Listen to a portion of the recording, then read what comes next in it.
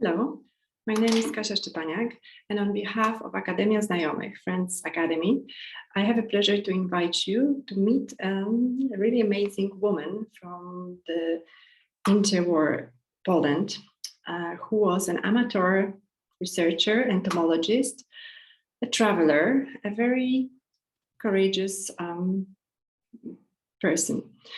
She, in fact, has become a patron of our cycle, of our series, A New Polish Woman at the Edges of the World.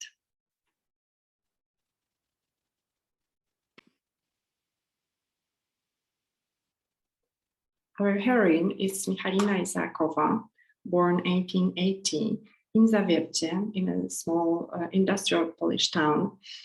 Actually, it was not Polish at that time, but it became a Polish town after the First World War. And Michalina spent most of her life there, sharing it later with her husband, an entomologist himself, who actually inspired her, and they collaborated in his research. And when he died, in 1923, she promised before his death that she would continue his work and she would travel to Brazil to collect more specimens. And so she did. So basically at the age of 46, in 1926, she decided, she did not even decide, she actually went on her own to Brazil, to Pará, to collect more items for the collection, to pursue her husband, her late husband's dream, but also her own, because it was her passion, it was her goal as well. She decided to travel twice. She went first for 2 years and she came back in 1928. And then she went back again in 1937. However, she didn't come back from that second trip. She was lost and it's not certain how she died. But anyway, during her trips, she made very thorough notes that were later published in form of a book.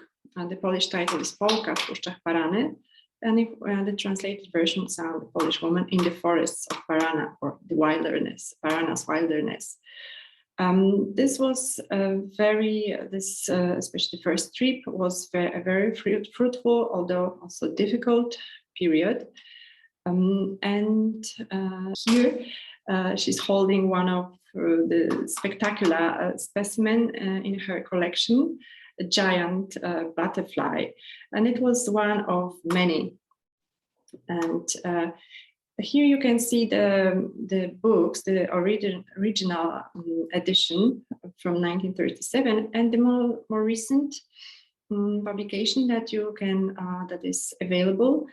And I do recommend that if you speak Polish or you know somebody who speaks Polish, this is really brilliant, and actually it should be translated into English. Very vivid observations, comments, but also very meticulous, very precise. She was a very concrete woman, very determined, and very focused on her pursuit, on her research. But researching and finding new specimen, creating a collection of insects was not her only goal. She went there, and she mentions that in the preface to her book, in the foreword, that her aim was also to meet Polish people living in Parana, living abroad, to see how they function, how they live, just to meet them. And so she did. Here we can see, it's not her picture, it's taken, it's just to see the Polish colony, Polish immigrants from this period and from this area. She actually visited many families living in this region. And yes, and she collected the insects she was searching for and she was very successful in that. And apart from, in order to do that, actually, she had to acquire many new skills. She traveled on her own, speaking to local people, so she quickly learned to speak Portuguese. She also learned how to use the arms and had many adventures in the forest that she describes in the book. And when she came back to Poland in 1928, her collection amounted to around 15,000 specimens, 50,000 items. And it was not the end of the story. She actually became very active in promoting this collection. So she was both invited, but she also initiated many trips, many presentations, exhibitions, combined with lectures.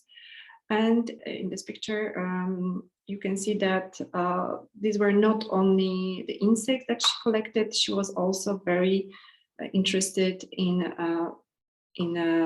plants from that region. So her enthusiasm is really amazing and inspiring when you can read her records. Here, she's not the only one who is forgotten, who is a forgotten Polish figure who contributed significantly to Polish science. And in order to make things better, I'm introducing, I would like to mention here also Maria Czaplicka, who lived more or less at the same time, but she died quite early. Still, she is sometimes referred to as the Skłodowska of anthropology due to her amazing research done mainly in Siberia. She also traveled there, but not on her own. It was a proper expedition. And she's worth mentioning also due to the fact that she was the first female lecturer at Oxford University in the anthropology department. Her contributions were recognized by the Royal Geographical Society. And the other, here we have one of her publications, main publications, Aboriginal Siberia, that was actually published before the expedition, and it's available online as an open resource. So here is the link if you want to check this out and explore more, find out more about this great person. The last but not least, an honorable mention here is also Jadwiga Teplitz-Mrozowska, another traveler and researcher who led an expedition as well, but it was 1929, and in different regions of the world. And she actually became the first woman who put her foot on the roof of the world. So definitely worth mentioning in our series, and also appreciated by foreign countries. And here she lived for a while and acted and was active in Italy, which was rewarded, which was appreciated by the Italian Geographical Society. And Italy was the country where her book was published for the first time, and then the Polish edition appeared in 1934. Coming back to our main character today, our heroine, Michalina Isaakowa, you can see her here in her element. So in the search for new insect, admiring flora and fauna of the Parana forests, the wilderness. And it is really hard to find sources devoted to Michalina Isaakowa in English. So I hope you can spread the word about her, especially that she was the ambassador of Poland for the people, for the Polish immigrants in Paraná, in Brazil. They really appreciated her presence, and she brought some light to their lives, which was quite a hardship, as she records. And they had no chance to go back to Poland due to insufficient resources. So they struggled there, and they really admired her for being there. And we can read about her in some Polish publications. Recently, Ula Ryczak presented a couple of Polish women, including Michalina Isaakowa, in her book about the first Polish women at the edges of the world, which also connects us, our series, with this publication. And another Polish book that can be recommended here is devoted to Polish explorers and travelers, and obviously Michalina Isaakowa and Maria Czaplicka are included there.